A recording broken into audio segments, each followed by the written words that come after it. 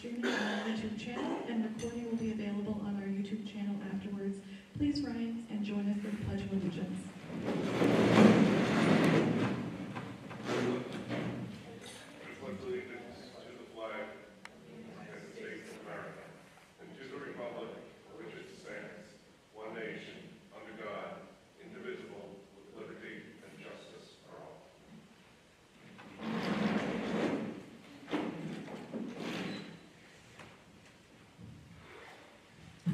Thank you. I would like to introduce our school committee members in attendance, as well as the admin in attendance this evening for our regular school committee meeting. On my left, I have Mr. Fitzgibbons, Mr. Guthrow, Ms. Boyd-Thomas, Superintendent Powers. On my right, I have Mrs. Mainville, Mrs. Conrad Labyrinto, Vice Chair Mr. Loesch, and I am Rachel King, School Committee Chair. We also have in attendance Assistant Superintendent Barry, Ms. Robichaud, as well as Ms. Babalola, and Mr. Shaka, our Director of Facilities. We also have other members of the admin in attendance, as well as Mrs. Judy McDougall, our recording secretary. School committee member Mrs. Davenport is away this week and was not able to attend tonight's meeting. As we do have a guest here to present for us, I'm going to take that out of order.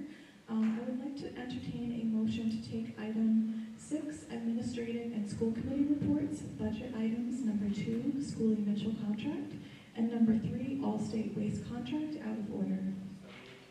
Motion made by Mr. Loesch. Second by Ms. Boyd-Thomas. Any discussion? All those in favor? Any opposed?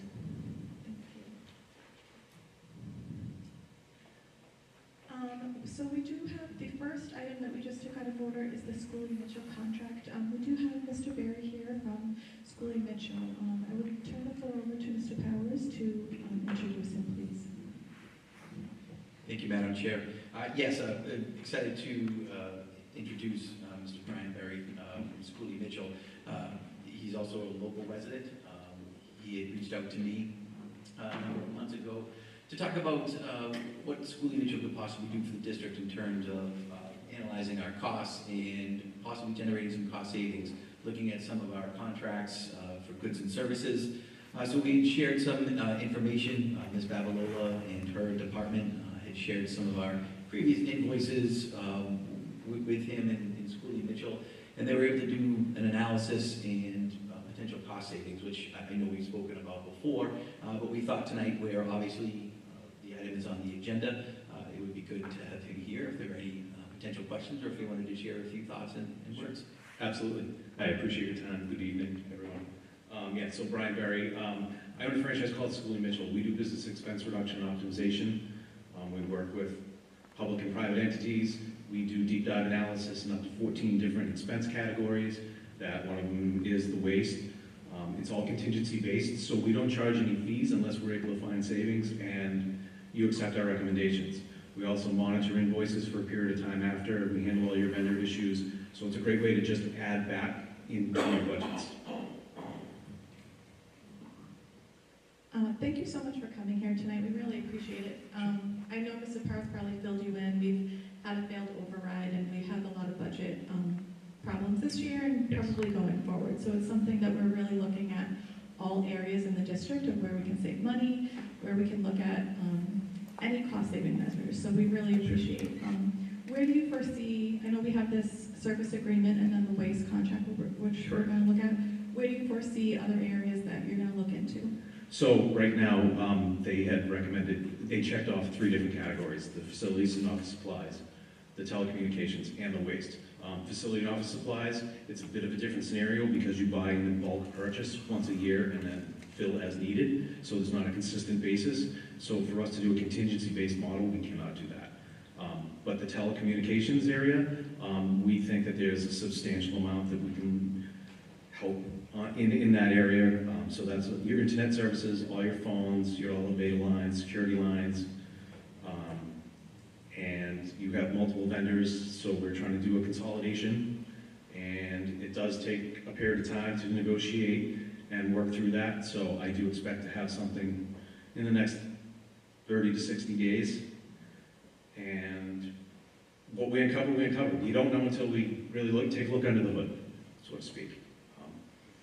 but it's great in the fact that, for a couple hours of your time, to be able to go through this and potentially find all different kinds of savings could be quite beneficial, because I do have other partners that do the same model where it's at no cost. So overall, if we look at a whole variety of categories over the next, say, 12 months, there could be some substantial savings. If you look at the waste, there was a 36.5% was the highest, and there was a 20%. So there were 3 different options that you provided, and what you decide, you decide.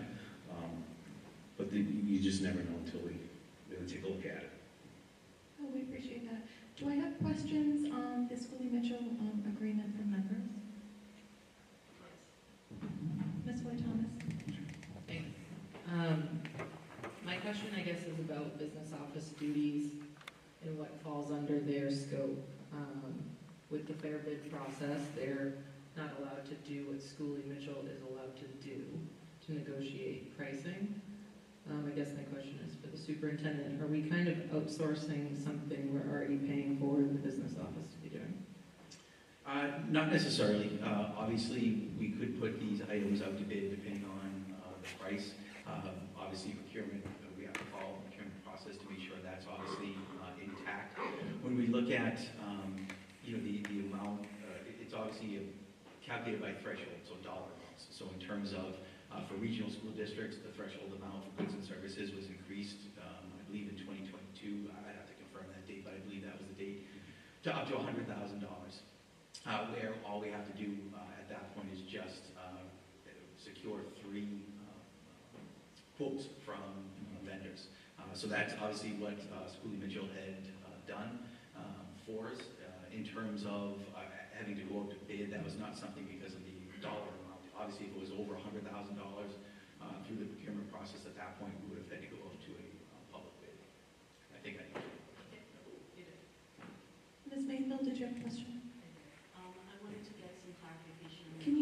Do you mind just using the microphone? I wanted to get an understanding of your compensation. From reading through the contract, it appears that you get a percentage of the cost savings. Is that how? Correct. It's a percentage. It's a shared savings. Okay. So how does that impact the ultimate total savings that the district will receive? Like, what would be your cut from those savings? So typically, as with the service agreement that was signed, it's a 50-50 split for the first 36 months. So in your example, with the waste that you're saving 36%, the first 3 years you're going to save 18%, then you get the full realized savings of 36%, and our services would end. So during that 3-year term, what we do is we review in every single invoice every month, make sure that there's no errors. If there are any errors, billing problems, we handle all that for you. We engage the vendors to help you save that time.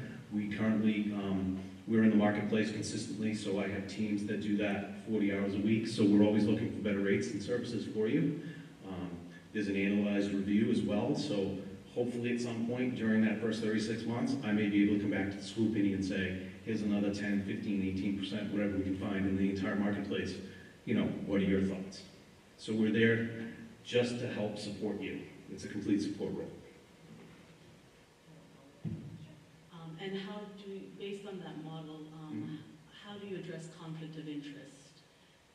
Meaning that would you be, it just feels like there would be an opportunity for you to go to like more favored vendors. So just how do you address conflict of interest with that compensation? So we're agnostic. We do not do one vendor versus another. We actually went up to 10 vendors. We went through the whole negotiation process and came down to a final 3 that we presented to Mr. Powers and Ms. Babola, and you pick and choose what you want.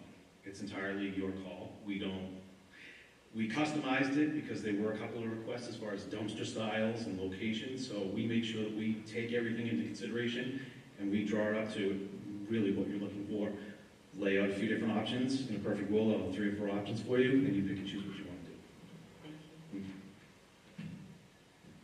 Ms. King? Yes, Mr. Fitzgibbons. Yes, thanks for coming in, Mr. Berry. I just want to clarify something for the folks watching at home on YouTube, all 27 of them. Might be 30 now, okay, yeah. As soon as I'm done talking, it'll be 15.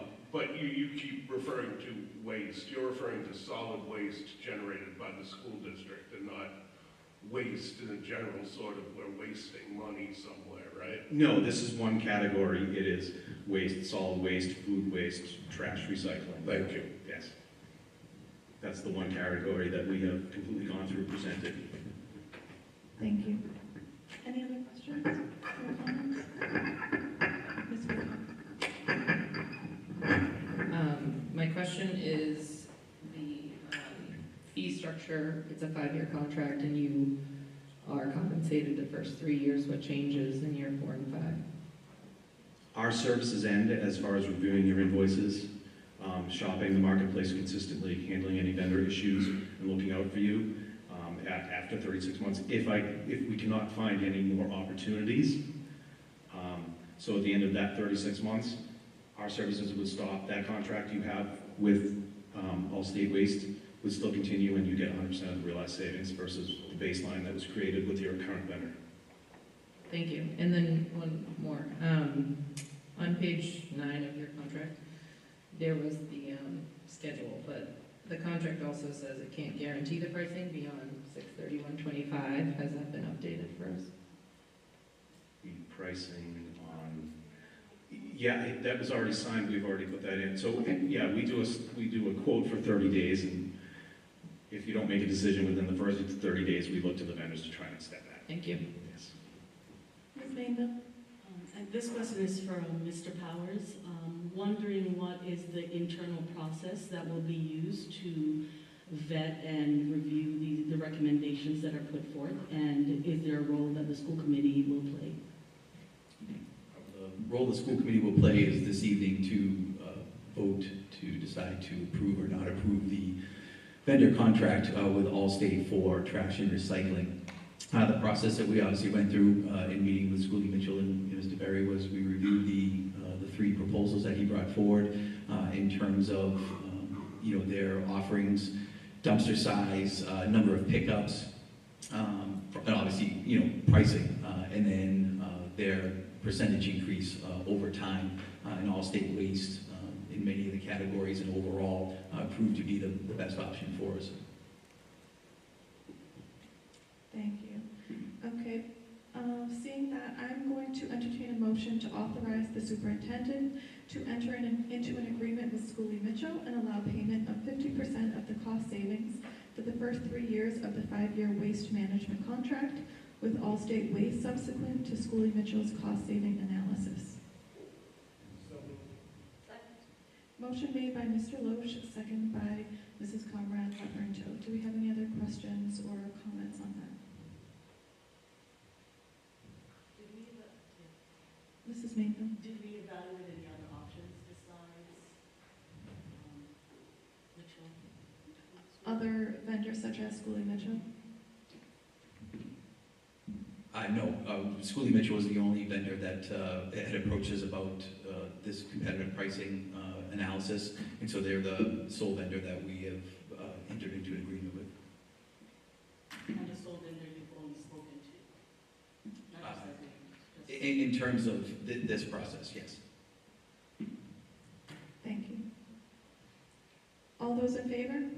Aye. Any opposed? Opposed, nay. All right, motion passes 5 to 2, sorry. Thank you. And on a related matter is the Allstate Waste. Do you want to discuss, Mr. Powers or Mr. Berry, the Allstate Waste contract, the main points of it? Sure. Obviously, you have that for your review. I think, for us, it presented the best option. It locked us in to a set increase over the next 5 years. They had presented to us multiple options in terms of, a single year, 3-year, 4-year, and obviously 5-year option. As you can imagine, with most contracts, the longer you enter into those contracts, the lower the percentage increase. For us, as we've spent so much time this spring talking about being able to forecast and predict our budgetary costs, it made sense for us to lock into a longer, smaller increase when we actually looked at what our trash and recycling increases had been over the number of years. Because we were doing year-to-year contracts for a while, it ranged anywhere from 8% increase up to double digits, 15-20% increase back down. So there wasn't that consistency. This allows us obviously to better predict and forecast when we're developing our budget around waste and recycling. And obviously, as Mr. Berry said, looking at those other areas of the operation, hopefully we'll be able to do the same. I think obviously this aligns to what school committee had charged the district with doing in terms of creating those models, and this allows us to be able to better do that with more accuracy. Thank you. And then I just want to point out, so are these figures still correct? So the savings overall over the 5-year period, I know we do the split for the first 3 years, Correct. The overall savings will be $156,786. For your portion you're referring to? Yeah. Yeah, there's a chart in that whole presentation that Yes. shows year in 4 where you get 100% of the realized savings. Yes, correct. I'm going to put the motion on the table, and then I will take questions on it. I will entertain a motion to authorize the Director of Business Services to enter into a 5-year contract with Allstate Waste Management. So moved. Motion made by Mr. Loesch. Do I have a second? Second by Ms. Conrad Laborento. Do I have questions on this? Ms. Duke, sorry, I don't know if you had your hand raised. Mrs. Manley. How do these new proposed rates compare to our current waste management costs? Well, right now, compared to your current vendor, the first year you would save $44,800 roughly, which in reality, after our fees, it's $22,400 that goes right back into your budget. Mr. Powers, how does it currently work with our current vendor? So as I just review that, currently we're on a year-to-year contract with our waste and recycling vendor. So this would allow us again to get locked into that predictable rate for the next 5 years. Obviously, we are somewhat at their mercy because it is a year-to-year contract. We obviously have looked at other vendors, but again, because we're not entering into those multi-year agreements or haven't been, this provides us that opportunity to go ahead and secure those savings over time. As Mr. Berry said, obviously we're cost sharing that savings for the first 3 years, and then those last 2, the savings is 100% back to the district. Thank you. Do you have another question, Ms. Manley? Sure. Will the service levels stay the same or improve with this new contract? The minimum is that they stay the same. We design this so that it's completely in the client's interest. We're only there to support you. Again, we have full staff, so if you do have any run-into vendor issues, it's a phone call. I have teams behind me that will handle all that. So we take that time and all that off your plate because you're obviously fairly busy and have other things to do. So, I mean, that's part of what we offer, so it's all in the benefit of you. In line with what you just said about handling all the vendor issues, Yes. with this being a 5-year contract, which is a significant length of time, if there is any level of dissatisfaction or we want to pivot, what's the termination clause in there, in the 5-year? If there is such. There's not with Allstate. There are early termination fees as dictated typically in the waste environment. As with Allstate, it's multiplied by the number of months left on the contract. But again, for the first 3 years, we're there to do it all for you. As you have today with your current vendor, if you had an issue, you'd be on the phone trying to chase them, call them, and do whatever you have to. We handle all that for you. And hopefully in the perfect world, within the first 36 months, we'll be able to find you more savings because we're in the complete marketplace. And hopefully it goes longer than that. Trying to simplify and make your lives easier.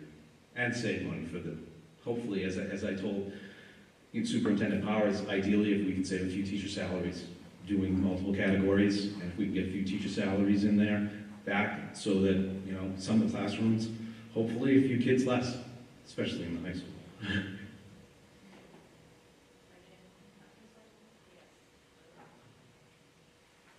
just because you mentioned it, the 3 years of compensation for you is equivalent to a teacher's salary, which is part of my weighing this in my head.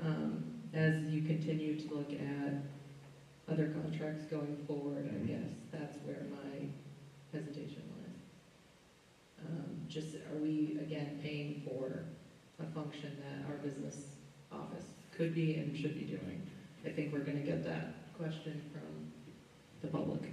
You might, but does the business office and the school, do you have time to reach out to 10 or 12 vendors on a regular basis? Do you have time to do all the research for the entire marketplace to know what's really truly going on and the opportunities that are out there? In the end, even though we're sharing savings, we're automatically adding back into your budget. It's extra money right into the budget at no cost. I think compared to a lot of districts, our actual business office is quite a bit smaller and doing the most they can on a daily basis. So I do think this was an effective use of time and funds to contract with School Mitchell to bring them in to do this work, because I think they also just lost one team member, which means they have to do even more with less. So I think this was an appropriate time to move into this contract, and it is considerable cost savings over a 5-year period. And if we can help you at no cost, we're adding back to your bottom line. Thank you. All right, I'm going to put this for a vote. All those in favor? Aye. Any opposed? Ms. Wu-Thomas. Motion passes 6-1. Thank you so much for being here. We really appreciate it. And we'll definitely, Mr. Powers, I know we'll be in touch with you, and those will also come through budget into full committee for other things that you want us to review. So I'm sure we'll see you more often. Okay, thank you, I appreciate your time. Thank you so much. Have a good night.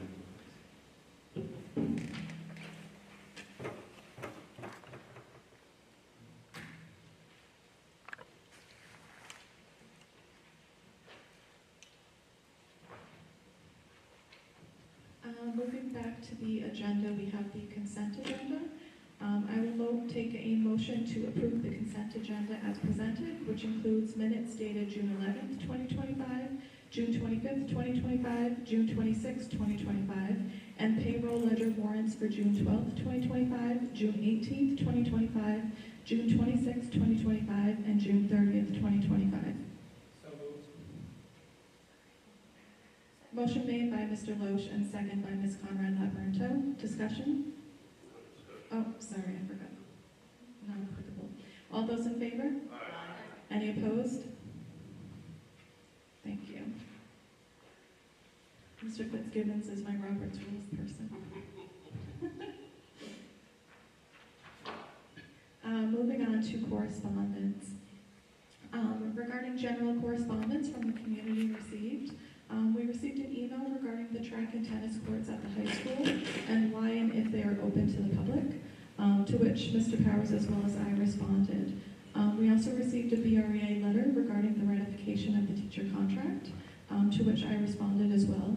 Regarding the grounds of the high school again, regarding requesting if any admin would be cut or if it was only staff, the PTO group requesting the school committee meeting schedules, email regarding our health insurance increases with some suggestions for cost-saving measures, which we received several of those, and we do appreciate all of those suggestions and comments regarding any cost-saving measures. An email from the community member encouraging us to make sure we spread some positivity to our teachers and staff, especially in these uncertain times. An email from a town council member regarding a grant opportunity to look into. And several emails from parent and community members regarding losses of the electives at the high school. We did receive several of those, which we have responded to, and it is of utmost concern to myself, Mr. Powers, many of us up here that have high school students. So it will be a continued discussion at budget and at school committee meetings as well. The next item on the agenda, state legislation to ban cell phones in school. On July 15th, 2025, I received an email from Senator Bill Driscoll regarding legislation to ban cell phones in school, which will be debated in the Senate later this month.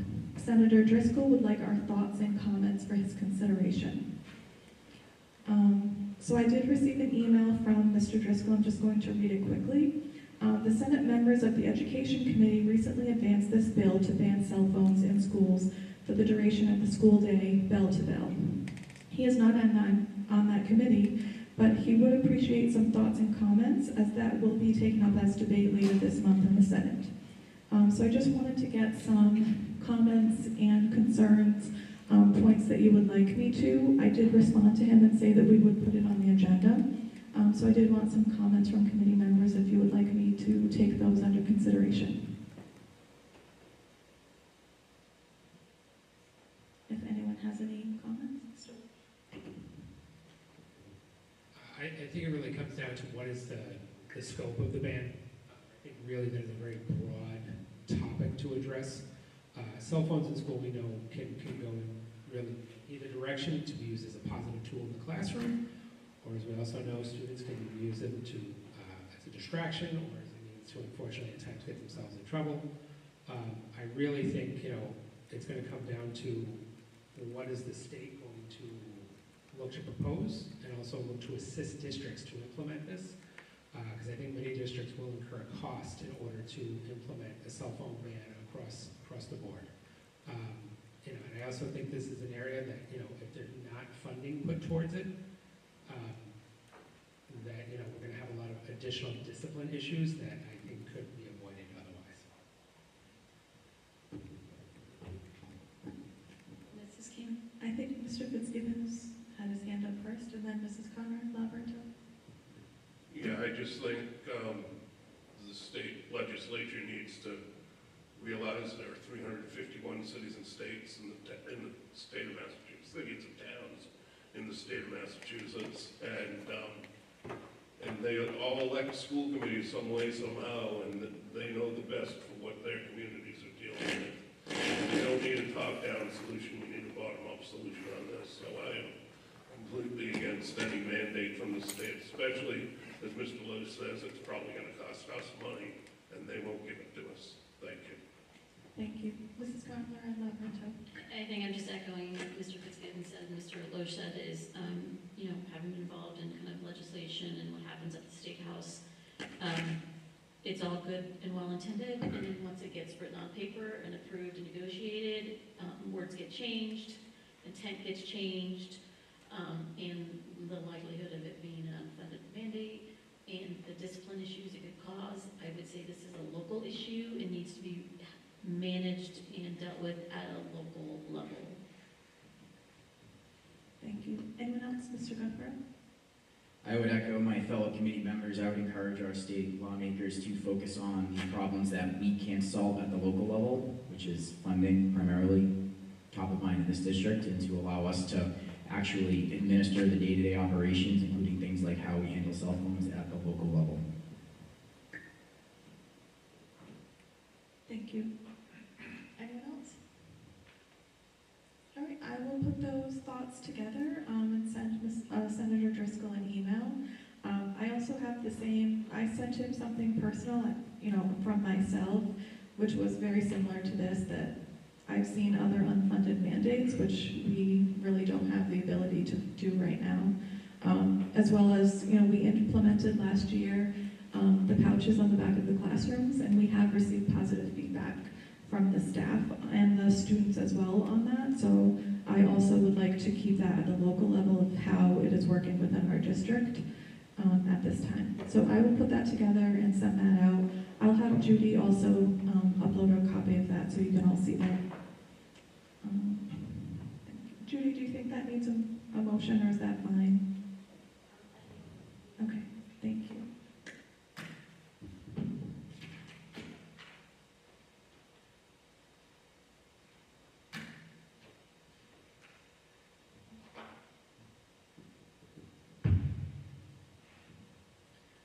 Okay, next on the agenda is the town support of independent review. On July 18th, 2025, I received 2 letters which were in your drive from both the town of Raynham Select Board and the town of Bridgewater Town Council. Hopefully everyone has had a chance to review those. The focus of the letter in each, they were both, I believe, written collaboratively, very similar. They were both to formally request that the school committee commission an independent operational and financial review of the district. The scope of this review would include internal budgeting procedures, personnel and personnel and special education costs, the use of revolving funds, compliance with financial controls, and any systemic issues contributing to structural deficits. So those were both similar letters from the towns. They were letters sent from the towns. They're expecting some sort of a response. I know this was born out of the failed override and the state of the budget right now. I just want some feedback from all of you, whether that's a motion or what we would like to do going forward after reviewing those letters. Bearing in mind, while each town funds us, we are an autonomous body. They can request us to do anything, but it is up to us as a body to vote or to make a decision on our own what we would like to do and how we want to proceed. So, do you want to give your thoughts on what you have discussed, or may I open it up to the committee? Either way is fine. Okay, I'll take questions from the committee, and then I'll have Mr. Powers comment. Mr. Fitzgibbons. Madam Chair, I don't think this is an urgent matter that requires an answer tomorrow. I'd suggest we craft a statement and a letter back to the two towns that we can look at our August meeting and say, here are our thoughts. If you could listen to the committee tonight to put those together, and obviously to the superintendent tonight when he makes his comments, that would be good. The only thing I would definitely want to include in that is that we request as our own, as you said, our own separate municipal entity, that the towns do the same thing and forward us their results as well. Thank you. Thank you, Mr. Fitzgibbons. That actually is my number one no, so you read my mind. I will accept comments from other, but that is a good idea, and that was actually what I was thinking. Mrs. Conrad Leverton. I would echo what Mr. Fitzgibbons said, is, if they were looking for us to go under review, then what's their own internal process to do this? And my other request would be, they're both looking for us to do this, is I think they should fund it. We are already short on funding, and I have no problem doing this, but they need to supply us with the dollars to do this. I understand. That was actually one of the things. I did have conversations with one of the select board members regarding that off the record. That is a concern of mine as well. If we go further with something like this, who will be funding this? When we're asking them for extra money right now to fund this upcoming budget, which is not enough. So that's a huge concern. Do I have other comments before Mr. Powers speaks? Mr. Powers?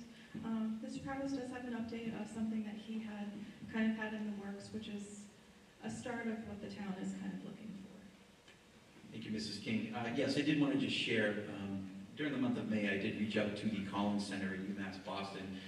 It's a center for public management. They work with municipalities, cities, towns, school districts across the Commonwealth and really across the country to conduct financial reviews, assist districts with management and operations.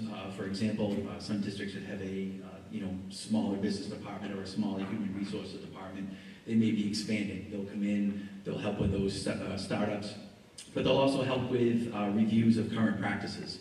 And so, while, from the superintendent's lens, I'm confident in our business practices, I also realize there have been some questions raised, and because we are a learning organization, and obviously you always want to take advantage of every opportunity to learn and grow, I did think it was in our best interest to reach out to the Collins Center to see what potential services they could offer the district. We received a proposal, which I believe you may have a copy of. If not, we can certainly get that to you.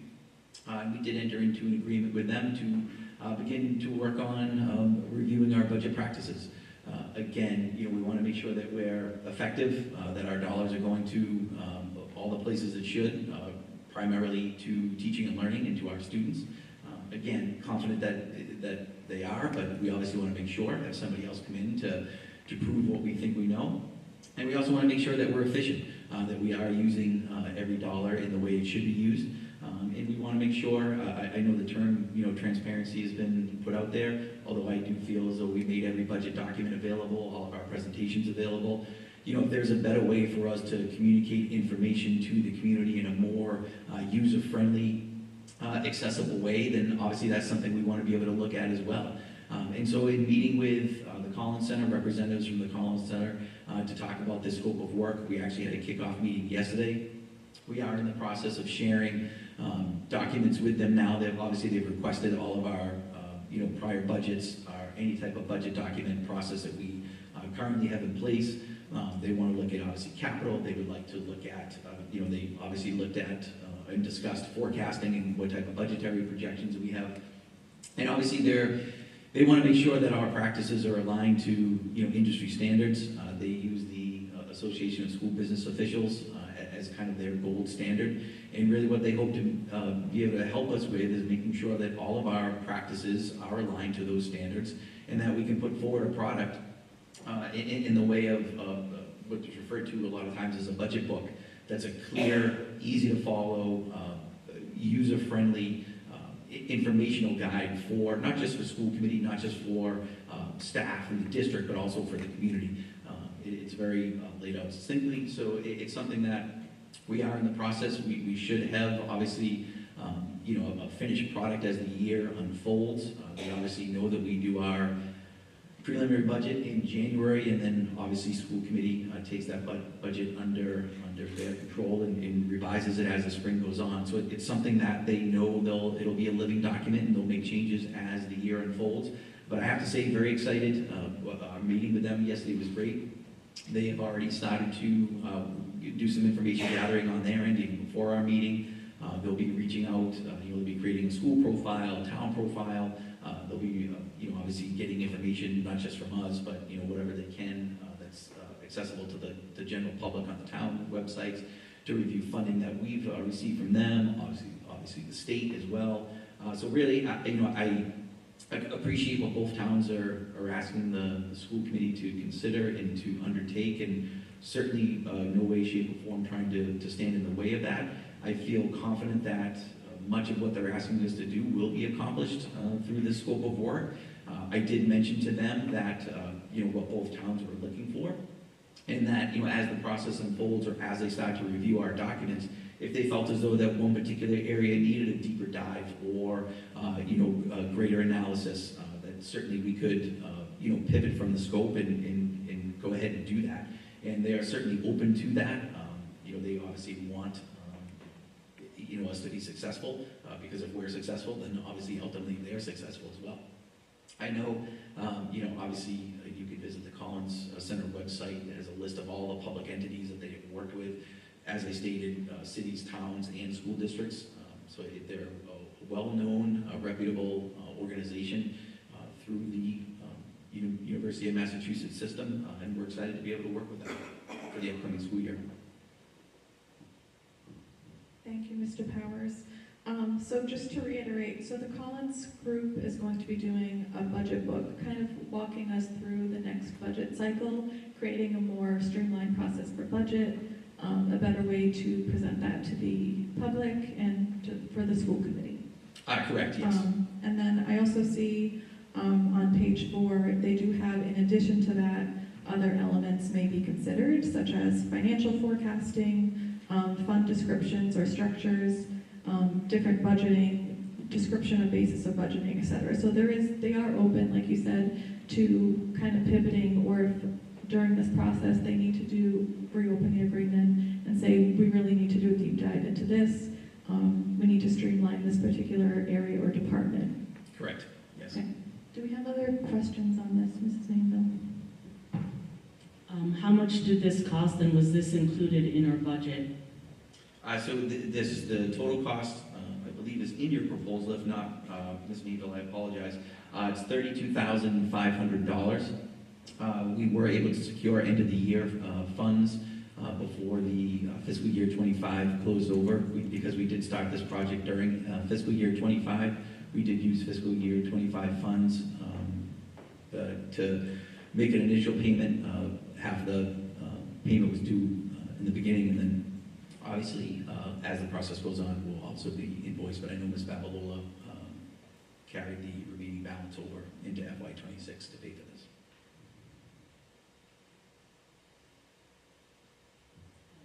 Ms. Mayfield, sorry. No problem. Were other proposals reviewed and compared? The reason why I voted no to the Schooley Mitchell contract was because it was the only vendor that approached us, and so I do have hesitation when we just go into contracts when other proposals wasn't reviewed and compared. So was that done in this situation? UMass Boston, the Collins Center, UMass Boston was the only organization that we reached out to. How were you aware of this vendor? They have a reputation across the state. Obviously, other cities and towns and districts have used them for similar type of processes, or as I mentioned, other areas of the organization. So it's a reputable, well-known organization in municipal organizations. Ms. Conrad Leverton. Mr. Powers, I can see some, they listed, again, what the basic scope of work is, and then there's other options, and then they give their rates for those other options.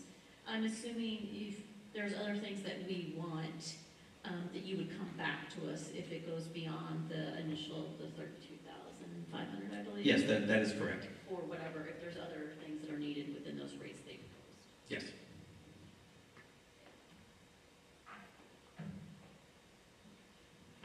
Superintendent Powers, just to clarify, would this work satisfy the request of the towns, or is this a concurrent workflow that would be separate, that we would undertake on our own? I believe, looking at what the towns have requested, this may satisfy that. I can't, 100% say for sure. Obviously, I don't think this will, dive deep into, personnel structures and special education costs. And obviously, we look at those from a budgetary standpoint. From the letters from the towns, I think they're asking us to, provide, or conduct a deeper dive into those areas. Obviously, as you know, we've just hired a new director of student services. She's been amazing thus far, and already really working to make sure that any money that is, an expense of the district is being thoroughly reviewed. Obviously, Ms. Healy in the personnel department and human resources. So I feel as though that what we're getting from the scope of work put forward by UMass should suffice. Obviously, if there's something additional that we feel as though that, or school committee feels as though that needs to be undertaken, but I would, I don't want our efforts to be duplicated, or certainly the cost to be duplicated.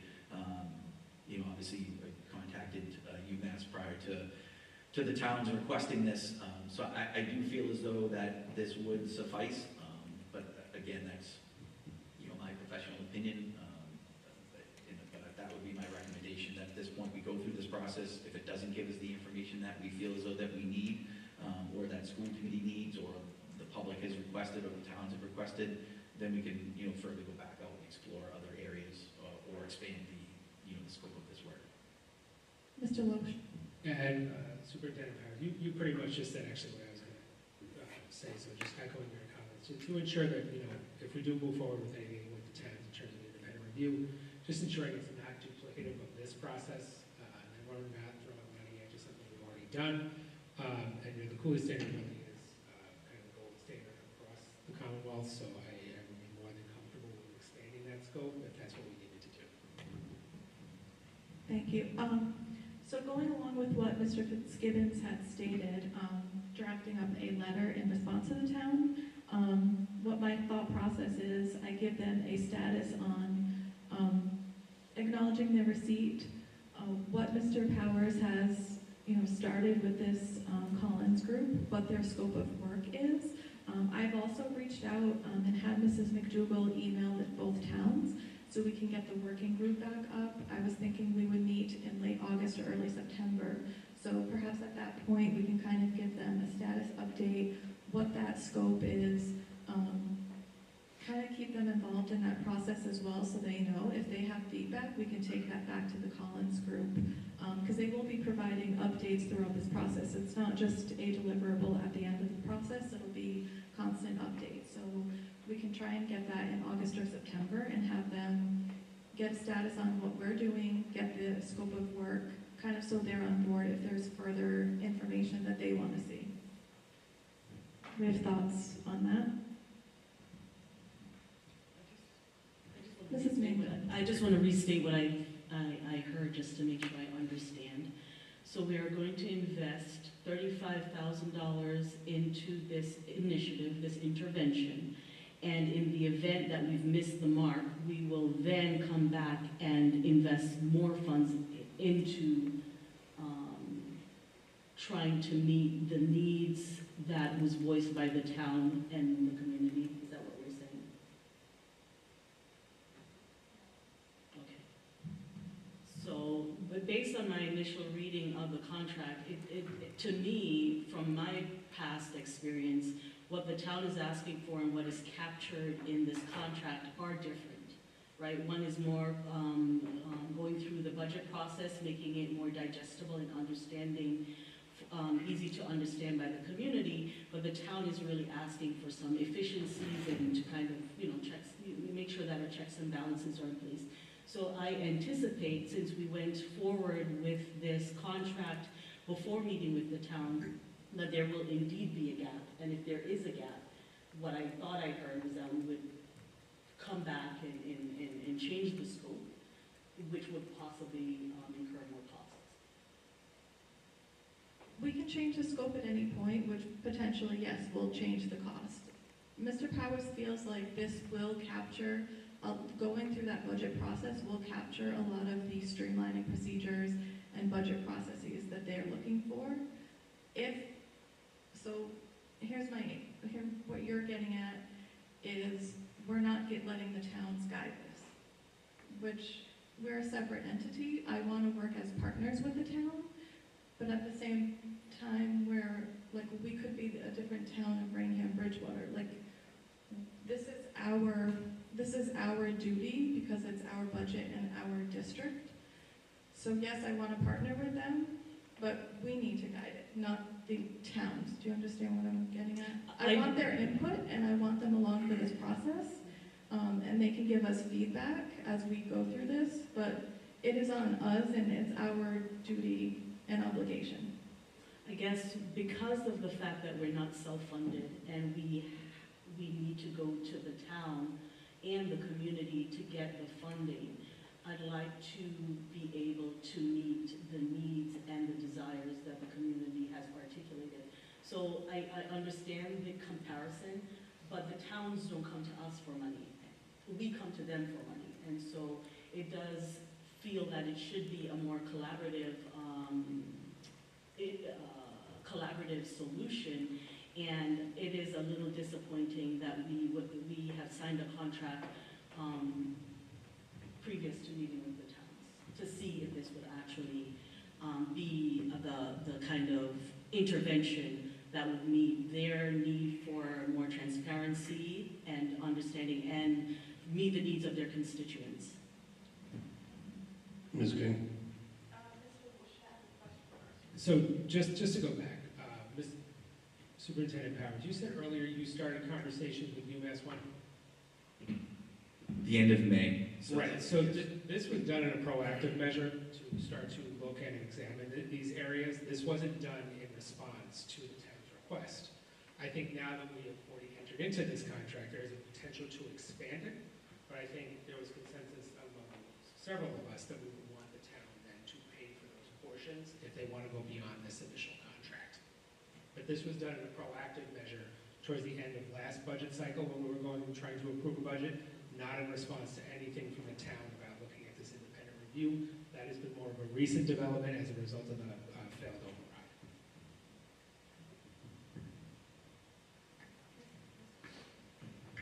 override. Mr. Powers, how many positions from this just past school year are not going to be filled in the next school year? Between retirements, again, somewhat of still a moving Yeah, target, but no problem. we're looking at roughly 10 retirements not being filled, potentially another 20 teaching positions. Obviously, we've reduced support staff, so some secretarial positions, 4 proctor positions. We're not filling the administrative position. So that sounds like roughly between 5 and 10% of our workforce is not coming back year over year. Well, and I'm sorry, Ms. Mayfield, but I completely disagree with you, what you said, where the town doesn't come to us to ask for money. They came to us to ask for money by not letting anyone of their workforce go this coming fiscal year. When we're absorbing a 5 to 10% cut in our workforce, we should all, as I've been saying since the beginning of this last September, we should all be in it together. Everybody shares the pain, everybody shares the wealth. And they do come to us. They do use us to balance their municipal budget, period.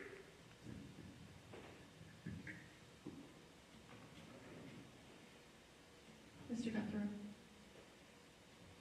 I do think it is of paramount importance that we do everything we can to give the residents of both Bridgewater and Raynham confidence in that the money that we are getting, whether we think it's enough or not, I think we all know how this group feels about the budget, but that the money we're getting is being properly spent, properly allocated. I think the Collins Center, right, is very well respected for their work in this area. They are well-respected authorities, so I think taking a proactive approach prior to receiving these letters is a positive step.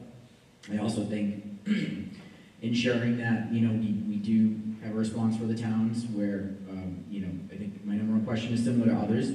How do we pay for this? And will they help us pay for this? Because as we've already pointed out, there's, we already don't have the money to put towards what we need to put it, which is towards teachers and towards students and reducing class sizes and programs.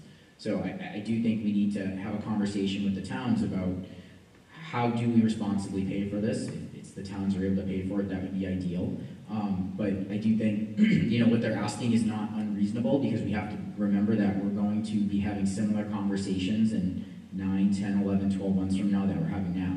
Because I don't think there's going to be a pot of gold at the bottom of a rainbow that appears that's going to help us get our staffing back to where it needs to be. Inflation, economic pressures and headwinds are not going to slow down. Insurance costs are not going to decrease. So I do think that we need to continue to work with the towns to give everybody in both towns the confidence that the money that we are getting is being spent properly, is being spent and aligned with best practices, so that they have one fewer objection when we go back when Superintendent Powers goes back with our budget proposal for next year. I think that is absolutely a critical step that we need to begin working on sooner rather than later. And I think, if there's an opportunity to meet with the towns and to discuss this and discuss what precisely is going to satisfy them and how we can actually execute this in a way that it can be completed, ideally prior to serious budget discussions, the January budget window, I think would do ourselves a world of good as we look into our next budget cycle for next year. Thank you, Mr. Bentham. So my proposal, I don't think we need a motion this evening. I would like to draft a letter then for review by the committee and bring it back to the August meeting. I'll draft it earlier so everyone can review and give Mrs. McDougall feedback before that meeting, and any other comments, etc., that you might have before then. I'll also try and meet with the working group in August before that meeting so I can have comments from them as well. Should we then also think about having a joint meeting sometime in September with the entire select board, the entire town council? That way we can start this process earlier, we can all be on the same board. I understand where they were going with the letter, but it's very difficult for the 3 separate entities to kind of be on the same page. And I know where Mrs. Manville was going. We need to work more collaboratively, but it's very difficult when we're in our own meeting, having a business meeting, then they meet another day, have their meeting, and we never are in the same room together. So that's kind of my proposal. for September, start that year off at least at the beginning of, before we get budget season kicked off. Does anyone have any other thoughts regarding that? Or that timeline? Okay, I will prep that ASAP, so everyone can kind of give their feedback to Mrs. McDougall, and we can have that ready for August, and set up those meetings as well. Okay, thank you.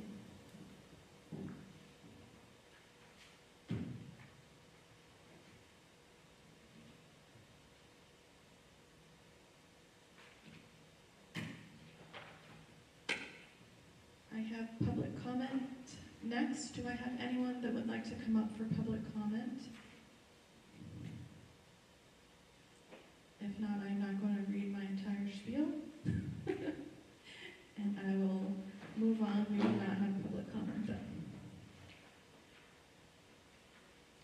Administrative and school committee reports. We have report of the superintendent. Thank you, Madam Chair. Yes, I just wanted to provide a couple quick updates for the school committee and for the public. The Department of Elementary and Secondary Education has released guidance for school districts in developing a policy in regards to competency determination. As you know, this is something that the competency determination was part of MCAS, when MCAS, not the test itself, but the requirement, the competency determination requirement was removed back in the fall, or the previous fall. The onus was put back on the districts to develop a competency determination to ensure that students were not just meeting graduation requirements, but also meeting their competency determination, which was, again, based on the assessed areas in MCAS. All of our students in the class of 2025 had fulfilled that, as I shared previously, and we're currently reviewing our class of 2026. However, that was because we were still waiting for guidance from the department. We didn't want to necessarily put anything concrete in place because we knew that guidance was coming. They have released that, and so what we will begin to do, obviously, is work internally and also with the policy subcommittee to develop a policy that fulfills their requirements. It does need to be approved by the full school committee by the end of October, so that is something, obviously, you'll be seeing in the near future. But that is something that we'll be, working on as well. As you know, we're currently operating under a 1/12 budget for the foreseeable future until the towns decide to take action. As you know, those two meetings are coming up, the Town Council of Bridgewater and the Raynham Town Meeting the first week of August. And so until that time, obviously, we are being very conservative with spending. Thankfully, during the summer months, our salary lines are not as large because our teachers are not working, but in preparation, obviously, for the fall, we know that is coming. However, it has impacted the district, obviously, when we start looking at ordering supplies, materials for the schools, for the facilities department, some of the bigger projects that Mr. Chopra and his department wanted to take on, just, upgrading grounds and the overall facilities. Some of those projects have had to be put on hold until we can come out of the 1/12 budget. Along those lines, obviously, we're working with our Human Resources Department, our business office, to really review, as I mentioned, we have been able to bring back some staff members, especially in the areas of student services. That was our priority. That was a priority going into the budget season, as I shared. And we knew, even though many of those individuals, because of their teaching status, did receive layoff letters, we have been able to bring many of those positions back. We'll give a full update in August once we have final numbers for you before school starts in terms of how many positions were actually able to be brought back, how many positions overall were lost. What we're going through now, though, is looking at, if we did have a position that's open because of, say, a retirement, and that teacher was, making retirees after 30-something years, would be $100,000 plus. Obviously, as we bring in new staff, there is a savings there. Also, if our retirees were taking the health insurance benefits or other employee benefits, and now the new hire is not, there's additional savings there. So both departments are working with the superintendent's office to go through that process, because that may allow us to hire back additional staff that we're not confident at this point that we'll be able to do. The other moving target, as I've mentioned all along, is unemployment. Ms. Healy is doing her due diligence every day as she is bringing back staff, whether they're being rehired, obviously, to get them off unemployment as quickly as possible.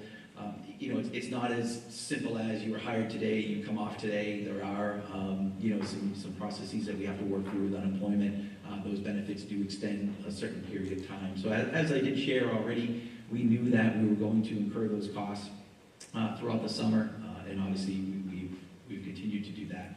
Our hope is that we can get as many staff members back as possible and to really reduce that number. But we will have updated information for you around not just staffing, but also enrollment and class size. Obviously, I've shared with you our projections for next year, but that's based on end of the year enrollment. As you know, every summer we have enrollment changes and fluctuations because students are moving in, students are moving out. And so, we're our central registration office and our building offices are all going through that process to go ahead and facilitate those move-in, registrations and also the withdrawals as well. I will say, and I've shared this publicly, but I will just reiterate, we do have over 100 new registrations in process.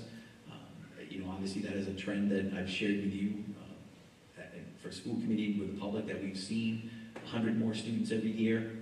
Now, because I did say those are in process, what we do find sometimes is that those registrations are actually not complete, that a family may start the registration process and decide not to move to Bridgewater or Raynham.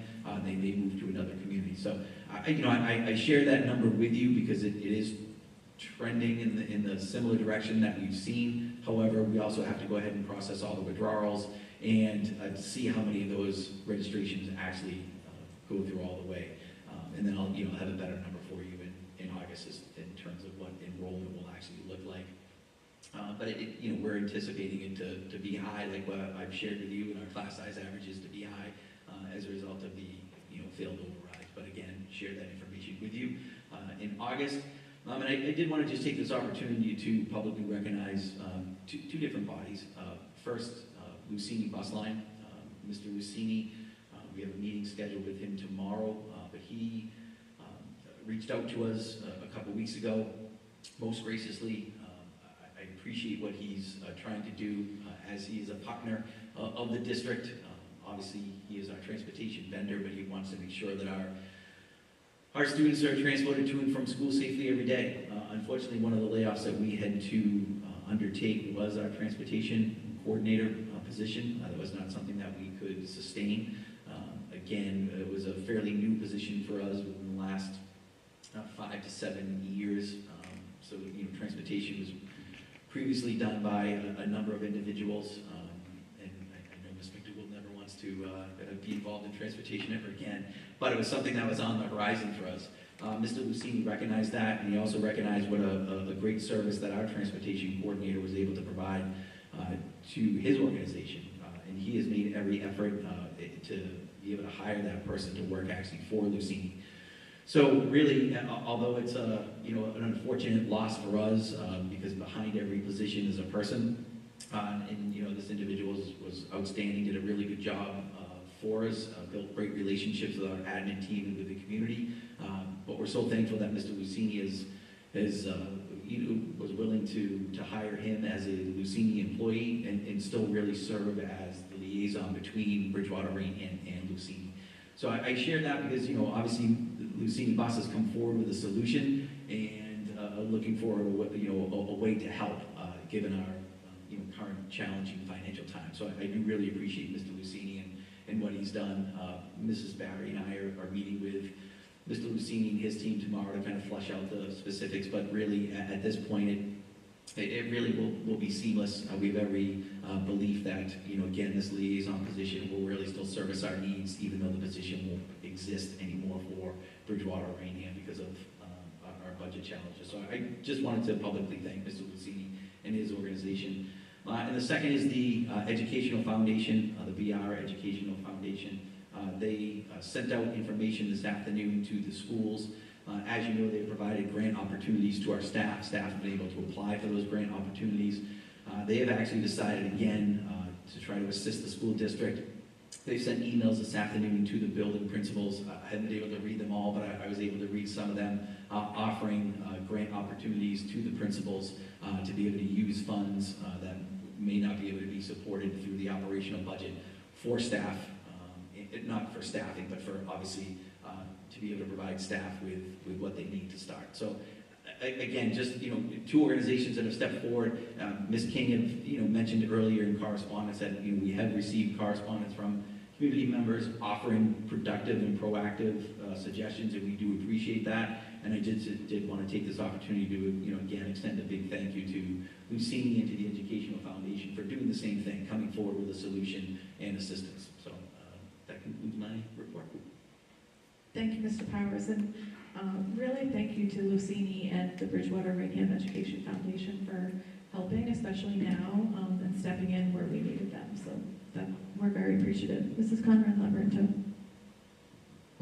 Mr. Powers, I just have a question on budget-wise. It's been the national news, and I know local districts are being impacted by it. I just was curious about how it's impacting us as a local district. States not receiving federal funding around after-school programs, ELL support, and I was just wondering, have we been impacted by that in our budget? I know some of it was released, but there's billions of dollars that have not been released at the federal government at this point. Yes, great question. And yes, obviously we rely on those federal grants. The grants Ms. Conrad Laberinto is referring to, the Title I, Title II, Title III, and Title IV. The federal government has every intention to release the Title I funds on time. Although they say they typically release those July 1, we don't always find out until late July, early August what those grant fund allotments will be, or allocations. But what they've shared is that we will still receive our Title I funds. Obviously those can be used to provide remedial and accelerated math and reading services to our students. Many of our students in schools benefit from Title I services. Title II is really around providing professional development. We use Title II to be able to do that. We've also in the past used Title II to reduce class size. You can hire staff to reduce class size. Title III is support for our English learners. And then Title IV is really high quality education. It can go to a variety of different things: social emotional learning, technology. It could obviously go to professional development. So Titles II, III, and IV are grants that we haven't had to in the past rely heavily on for personnel, obviously because the allocations are typically on the smaller side and don't fully fund positions. But we have used them for professional development to be able to provide resources to staff and obviously students and families when needed, depending on the grant. The Title I obviously is our largest grant of the title grants, and we do obviously use that to fund some of our Title I staff.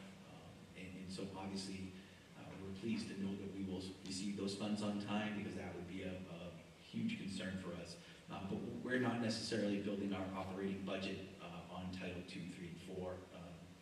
We haven't done that in the past, and we didn't going into FY26 as well.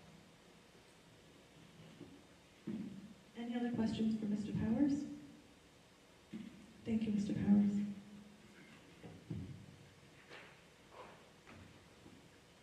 Next, we have Policy Subcommittee report from Mrs. Conrad Laberinto.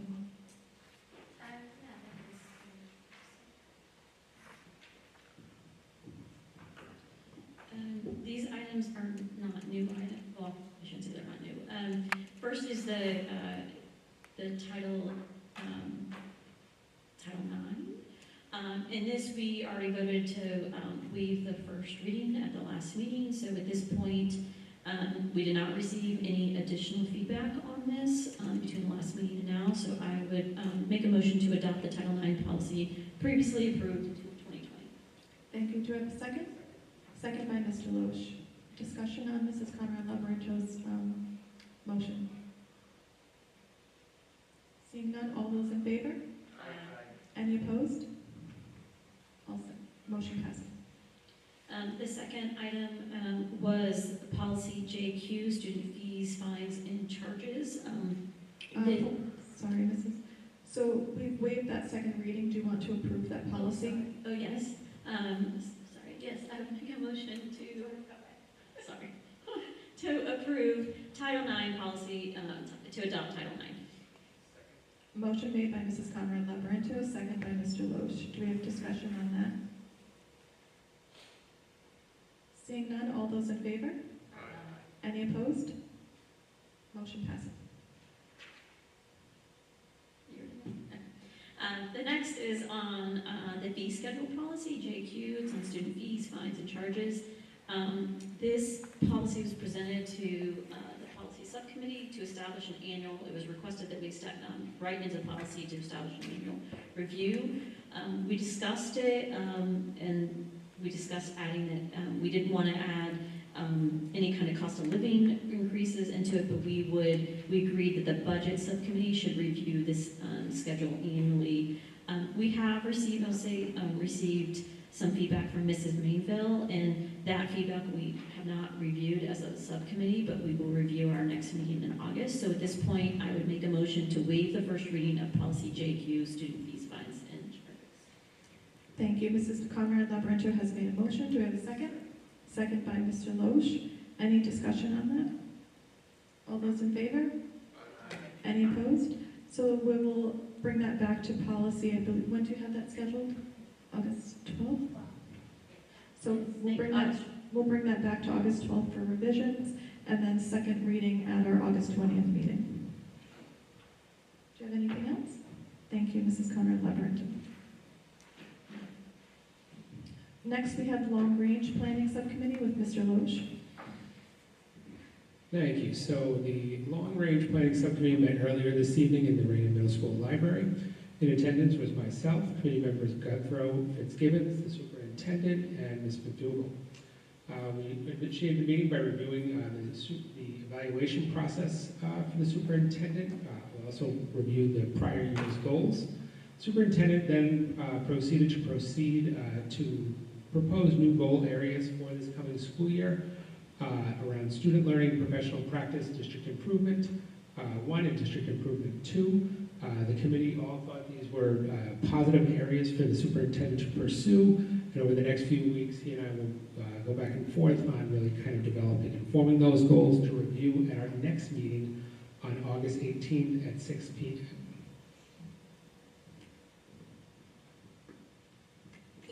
Is that 5 or 6 p.m.? 5 p.m. Okay, sorry. Just so I'm noted down. Thank you. Do you have anything else, Mr. Loesch? Thank you. Next, we have Budget Subcommittee report with myself. On July 7th, 2025, the Budget Subcommittee met at 5:30 in the Superintendent's Conference Room. In attendance were Mr. Fitzgibbons, Mrs. Davenport, Mr. Loesch, Superintendent Powers, Assistant Superintendent Barry, Ms. Babalola, Ms. Robichaud, Mrs. McDougall, our recording secretary, and myself. Mr. Powers gave an update and an overview on the current budget, which he did previously this evening. The first thing that we did review was the fee schedule for the 2025-2026 school year. Mr. Powers suggested reviewing and increasing the fees for the fiscal year 2026 to help offset shortfalls in the budget. The subcommittee reviewed each fee and discussed whether each warranted an increase. The following are specific notes on certain fees that we had discussed.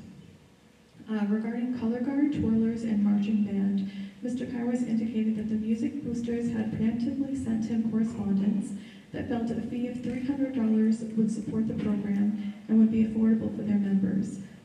So he supported an increase from $200 to $300 based on their feedback that they had given to him. Winter percussion and jazz band, we discussed an increase in fee from $110 to $165.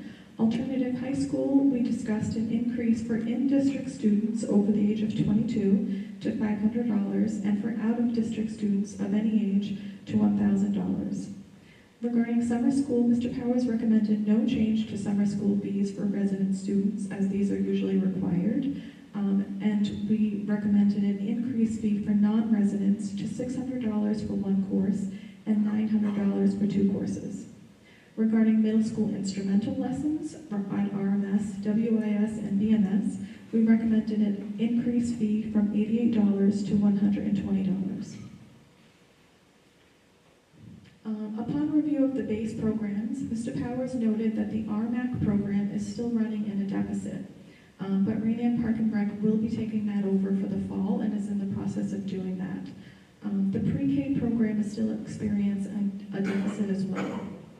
Final reports, so there were reports in the drive for you to review, but final reports should be available in August following the fee increases we made from last year to bring that program to be self-sustaining, hopefully in this next coming year.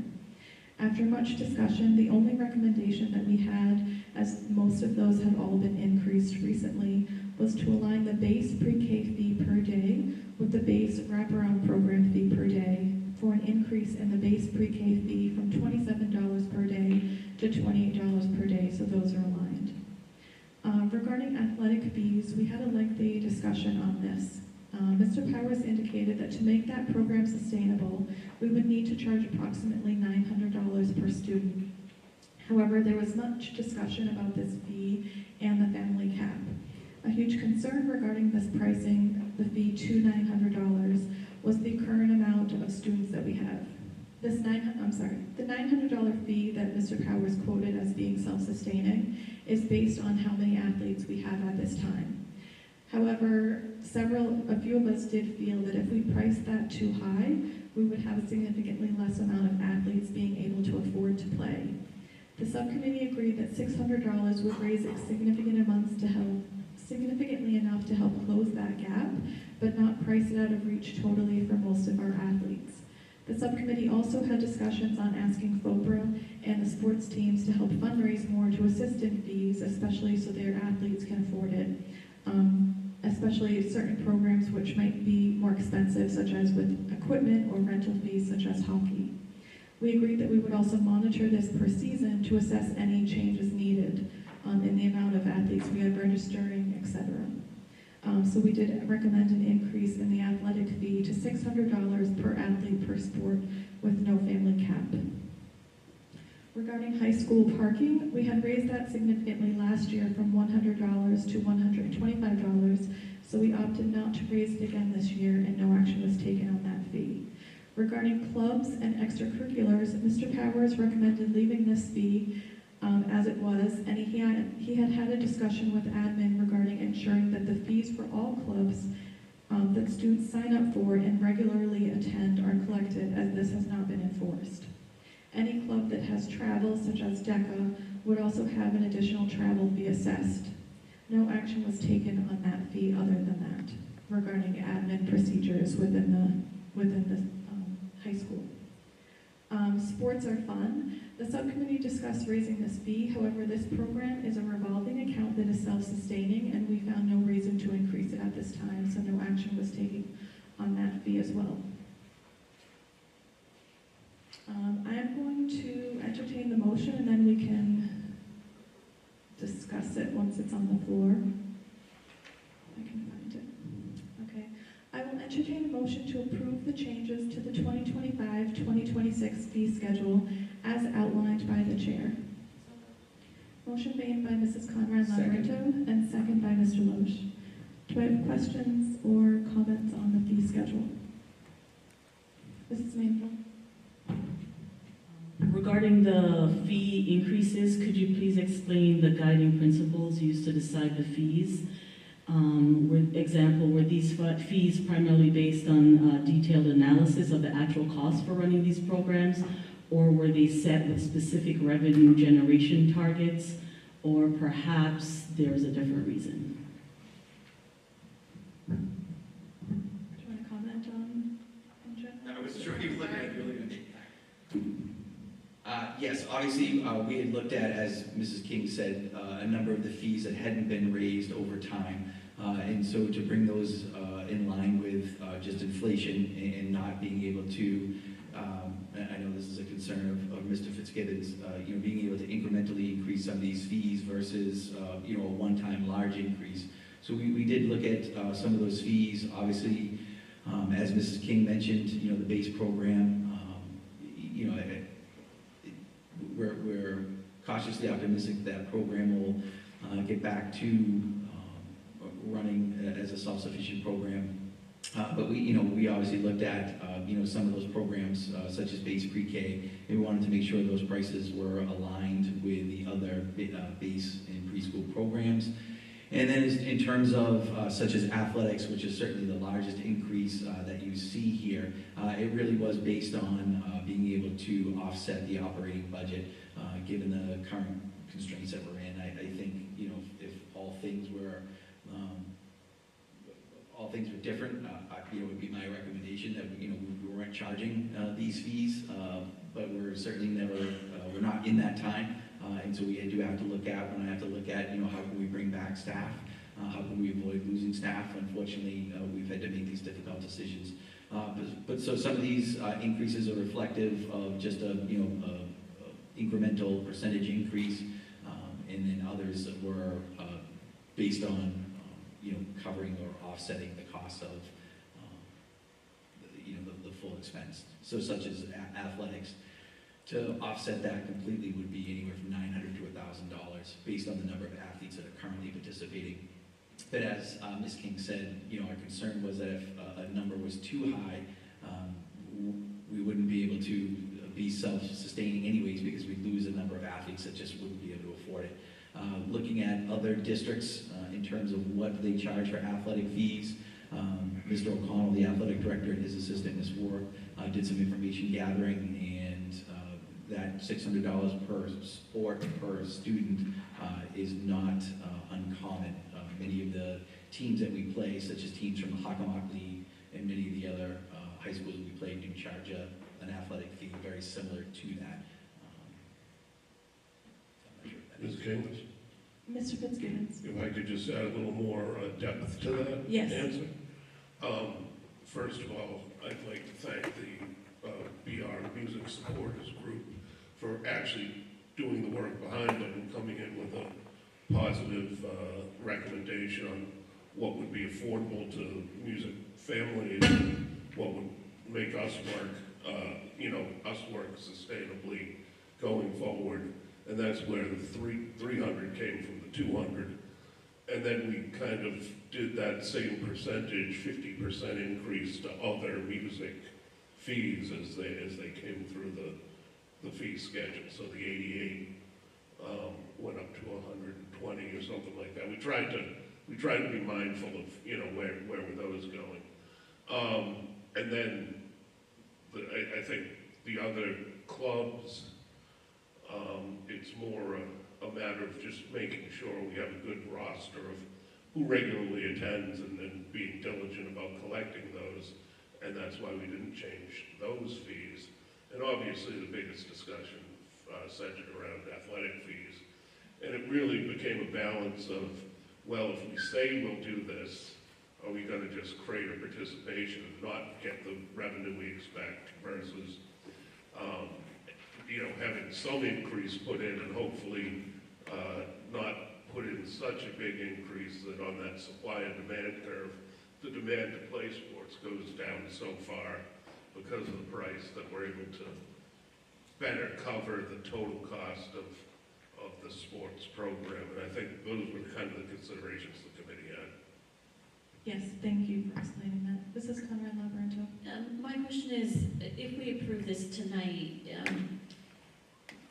how quickly, Mr. Powers, can you get this? I mean, I know I already have a child that's doing a sport in the fall that's already started practice, and we've already registered. So I just think for families to be prepared about what these, and what I've heard from families is, again, myself, I mean, this would cost me $3,600 a year at this point. I have 2 kids at the high school. So just that families can be prepared around these costs. So I'm just curious of when you'll have the ability to actually, if we approve this tonight, to get this out. And I know registration somewhat has been delayed for some sports, but not others in the fall because they're waiting on some of this. I know Mr. O'Connell is anxiously awaiting the outcome of tonight's meeting because he does want to be able to get this information uploaded to the registration portal as soon as possible. Registration is open for the fall, but I don't hold me to this, but I believe it says something along the lines of to be determined for a fee. So we have fielded those questions. However, we wanted to make sure the registration was open just because we know captain's practices are happening and so forth, and then officially in August, the seasons will start for the fall sports. But our intent is once, a decision is made this evening, we will get this information out ASAP, either through Mr. O'Connell, Ms. Watson, or myself, by the end of the week, especially to our high school families and middle school families who need to register for athletics. Mrs. Maple? I wasn't able to find it in the folder, so I apologize if it's there. What is the estimated total revenue increase that this proposed fee schedule is expected to generate? And what kind of impact do we see that having on the overall budget shortfall? I can speak specifically to athletics, Ms. Mainville. When we did the analysis based on the number of students that are currently participating, because obviously that's where we have to go, based on looking at the prior years as well, it's roughly 600 athletes. We obviously have a number of athletes that are on waivers, so knowing that those waivers would carry forward, we certainly didn't include those students. But when we looked at increasing the number of, increasing the fee based on the number of participants, we do believe that if all athletes continue to play the same number of athletes, it would bring in $500,000 plus to help offset the budget. So aside from the athletic portion of it, when we looked at each fee, those were just trying to be raised enough that it would make those programs self-sustaining, such as winter percussion, just so it's sustaining what the stipend fee is for whoever is running that program.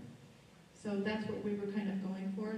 None of those other fees had been raised in years, and there was that gap of we charge them $100, but it's not really sustaining the full stipend. So we're hoping that gap will. Once we see who actually signs up for all those programs, I'd like to see at that end of that season where we are, if we're sustaining all of those programs, or if we need to look at another increase next year. So the athletic portion of it was the huge portion of it, but all of the other random, it was really just, are the clubs, are the percussion, those small things, are they just at least supporting like the price of their advisors? That kind of was where you were kind of going with that. It was. Yeah. Thank you. Any other questions? Seeing none, all in favor? Any opposed? Thank you. Otherwise, for budget, regarding E&D, we did get a tentative update on the status of the end-of-year E&D, which Ms. Babalola estimated to still be at $2.2 million to certify to E&D. That will not be finalized and certified until October 1st, but we will continue to get an estimate as she closes out everything for the year.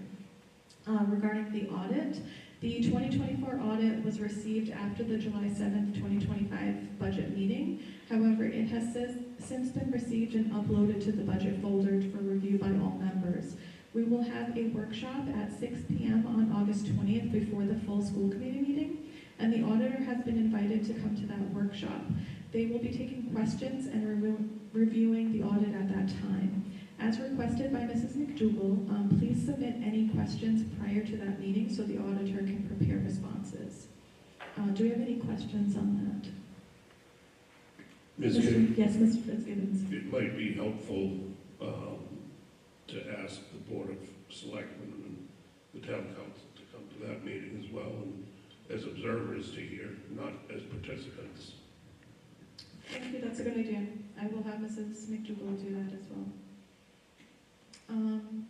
After that, we did approve the June 9th, 2025 budget subcommittee minutes at that time.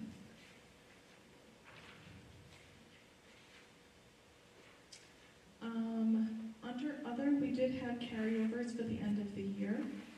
We had several carryovers that I will itemize.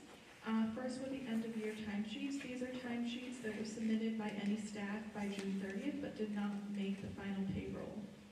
Accordingly, I will entertain a motion to authorize the Director of Business Services to carry over funds from fiscal year 2025 into fiscal year 2026 to pay outstanding timesheets submitted by June 30th. Motion made by Mr. Loesch and second by Mrs. Floyd Thomas. Do we have discussion on that? And I believe all of these were in your drive to review. Seeing none, all those in favor? Aye. Any opposed?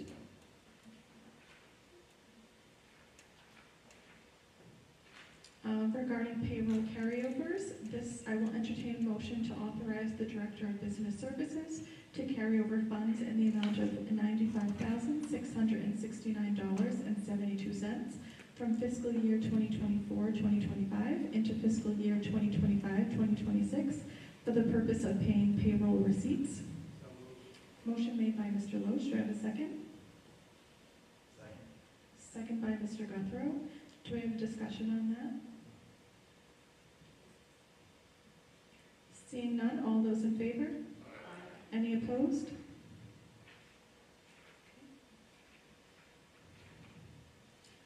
Regarding vendor carryovers, I will entertain a motion to authorize the Director of Business Services to carry over funds in the amount of $2,579,923.07 from fiscal year 2024-2025 into fiscal year 2025-2026 for the purpose of paying vendor receipts. So moved.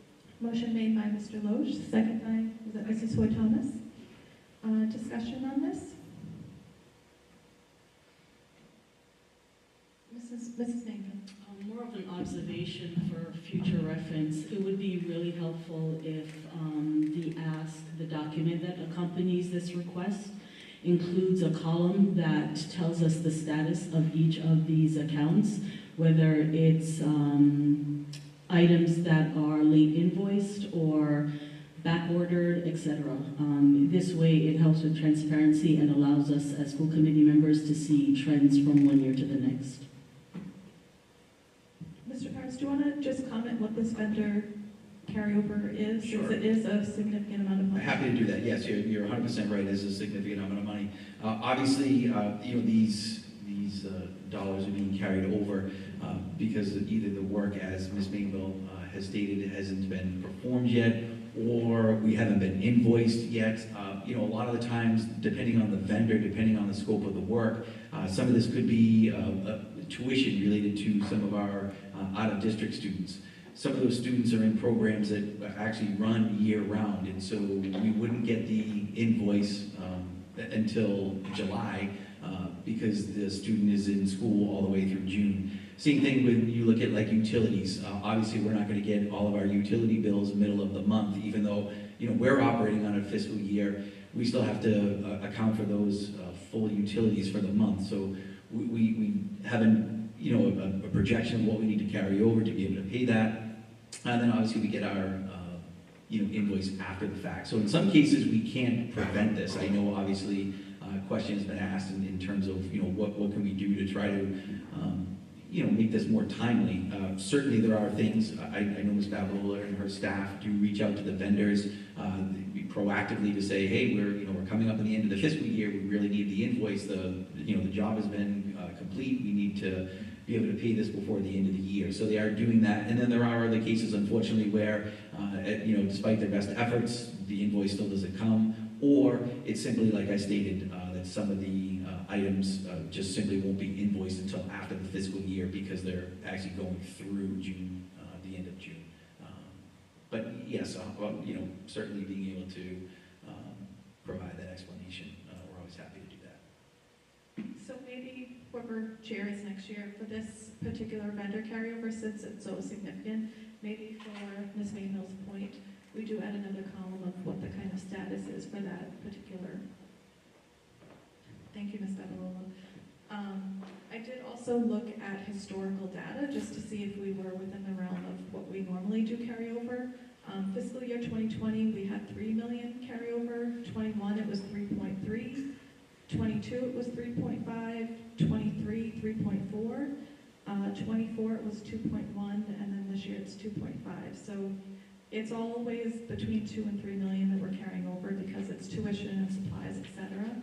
But we can try and do a little more detail as well, so we know what the reasoning is for those.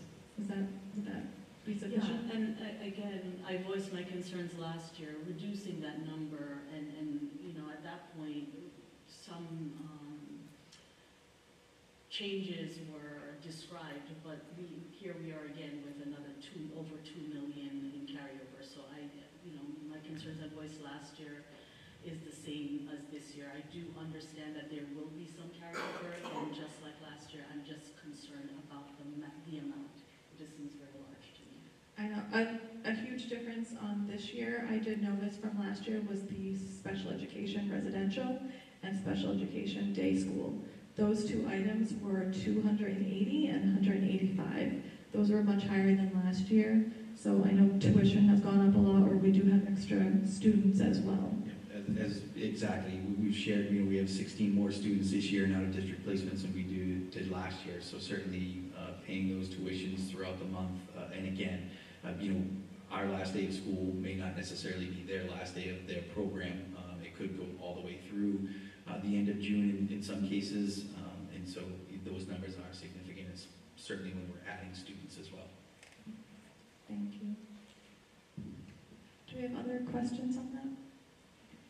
Seeing none, all those in favor? Any opposed? Nay. Thank you.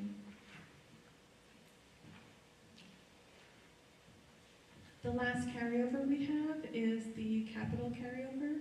I will entertain a motion to authorize the Director of Business Services to carry over funds in the amount of $810,000 from fiscal year 2024-2025 into fiscal year 2025-2026 for the purpose of paying capital project receipts. Motion made by Mr. Loesch, a second by Mrs. Conrad Labyrinto. Mr. Powers, do you want to get back? Advise with this? Yes, absolutely. Yep, happy to explain. We obviously had some projects that were not completed or are in the process of beginning to be complete. Some of the projects, once obviously the budget is approved, in those funds are available July 1. Say going back to last year, one of the items was to be able to do some work to the high school parking lot. We're obviously at the mercy at that point of scheduling it with the different vendors. And so sometimes we can't do that work because it's scheduling, so we have to carry it over. Obviously, school is just getting out, so being able to get on their schedule for those, 2 weeks in June once school gets out before the end of the fiscal year isn't always possible.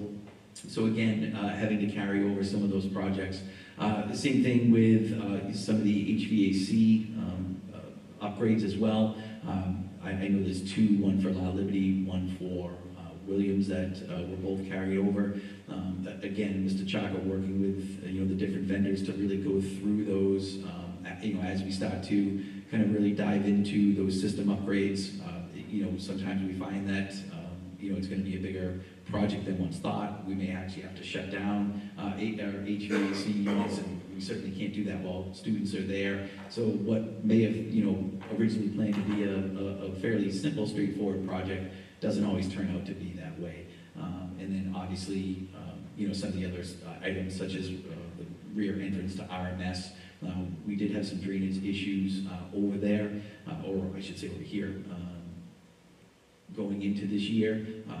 That was something that we met with the towns, we worked with the towns on coming up with a plan, but we all agreed that we kind of wanted to wait and see some of the remedial things that we had put in place. Mr. Chaka with the RMS staff here and the facility staff, were we going to continue to see flooding?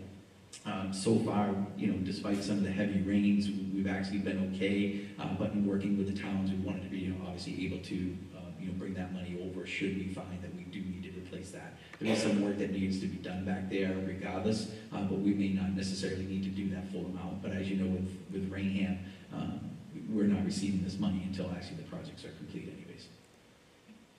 Thank you, Mr. Powers. Mr. Chaka, since this is a large amount that we're carrying over for unfinished projects, could you come to the August meeting or if you haven't now, but can you come to the August meeting and give us specific details on what the status is of all of these projects? Okay, thank you. Would that be, if you can meet with Mr. Chaka and kind of detail that out, because that is a lot of projects that we're carrying over that are unfinished from last year. Can we use this capital money for operational money, just so other people understand? So this capital money, as you know, going into FY26, we did have discussions with the town about reallocating some of the capital money towards operating expenses, given the budget constraints. This money, however, being carried over from FY25 is specific for these projects. I know people have asked about that since it's a large amount, so that's already encumbered for capital projects, so, but we do want to get a status on what all of these are since it's a large amount for next meeting. Do we have other questions or comments on this capital? Ms. Mania? What's our capacity to manage these projects that will come online in 2025, 2026, in addition to the other projects that the Long Range Committee has queued up for the next year? I think given the fact that we reduced the capital items that we were looking to complete in FY26 because we may need to use that capital money towards the operating budget, I feel as though that Mr. Chakra and his department would, be able to manage these projects in addition to the small number of projects that we plan to complete in FY26.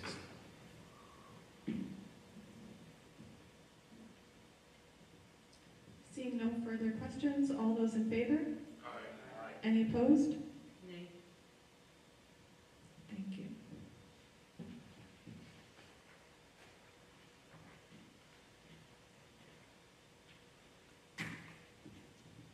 Lastly, just some updates. Both Bridgewater Town Council and Raynham Town Meeting are scheduled for, Raynham Town Special Meeting is scheduled for August 5th, 2025 at 7 p.m. to vote on our amended fiscal year 2026 budget that we approved on June 26, 2025. The next budget subcommittee meeting will be Monday, August 11th at 5:30.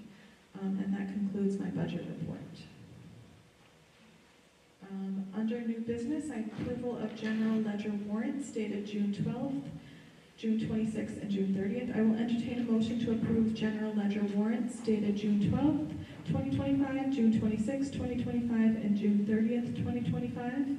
So moved. Motion made by Mr. Fitzgibbons and second by Mrs. Conrad Labyrinto. Any discussion? All those in favor? Aye. Any opposed? And we have one abstention. Thank you. I do not have any other business. Oh, yes. I just, and I should have done it during the superintendent's presentation, but I don't know if it's new business or a comment. Given some of the cuts that we're seeing, and specifically at the high school, there's been a lot of questions about dual enrollment. I know I mentioned it before. I guess I would just hope that Mr. Superintendent, you're working with Mrs. Watson to help resolve that and help us understand and help families understand what is happening there. I know schedules aren't coming out till later. Kids have already been notified, schedules are changing. And so I don't know if there's any, I know it creates anxiety when schedules come out earlier than originally, but because the high school has taken a particular hit, and a lot of families and kids are just concerned about what is happening. Yes, I understand. I have the same issue. I also have a high schooler, as Mrs. Conrad Labyrinto does, and she's very concerned about being a senior next year and what her schedule is going to look like, and not taking fluff classes and making sure that her GPA is high enough. So Yeah, that's a big concern. Yes, 100%. And obviously, the cuts at the high school are significant and will without a doubt have a negative impact on our offerings. As you know, we've talked about eliminating 40+ electives, not to mention higher class size. Dual enrollment, as you both know and as the committee knows, has always been an option for families, but it's always been incumbent upon the family to seek that out, whether it be through Massasoit, whether it be through Bridgewater State or other institutions. So that was something that always the high school always supported. We actually do have a meeting with Bridgewater State this week to discuss expanding dual enrollment, specifically at Bridgewater-Raynham. Now, admittedly so by both parties, we're not sure we're going to be able to get anything in place for September, but certainly we want to be able to look at options that exist, whether it be through Bridgewater State or other avenues. But, I would obviously encourage families, if they really are thinking of exploring dual enrollment as it currently stands, they certainly should, consider that. However, we are hopeful that we'll be able to secure some additional offerings through Bridgewater State. However, I just think, given the timing of it, I'm not sure it's going to be feasible, say, before September for some of the students to replace their classes. I know one of the issues a lot of parents are having is there's no guidance counselors available to approve the application. Because once they sign up with dual enrollment, it does email their guidance counselor who no one's there approving them. So maybe that's something to also talk to Mrs. Watson, how they can handle that and get that approved during the summer. Sure. Yeah, I mean, guidance doesn't work during the summer. That wasn't as a result of the budget, but obviously what's been the process in the past for those summer approvals, I'll have to talk to Ms. Watson about. I would just echo, that's what I've heard from families recently, is they're enrolling their kids in dual enrollment and needs approval from someone at the high school. And so where are people going? How are they getting that approved?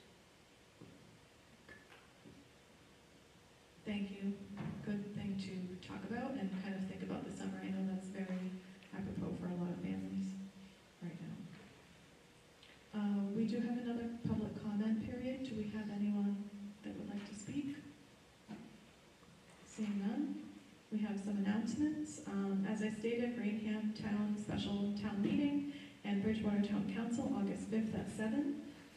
Budget Subcommittee, Monday, August 11th at 5:30. Policy Subcommittee is Tuesday, August 12th at 5 o'clock. Long Range, August 18th at 5 p.m. We do have a budget workshop to review the 2024 audit on August 20th at 6 p.m. in the library at the high school. And our next regular school committee meeting is Wednesday, August 20th at 7 p.m. in the lecture hall at the high school. Do any other members have announcements? Okay, we do not have any. That concludes our regular school committee meeting. I will entertain a motion to adjourn the July 23rd, 2025 school committee meeting at 8:46. Motion made by Mr. Loesch, second by Mrs. Hoy Thomas. All those in favor? Any opposed?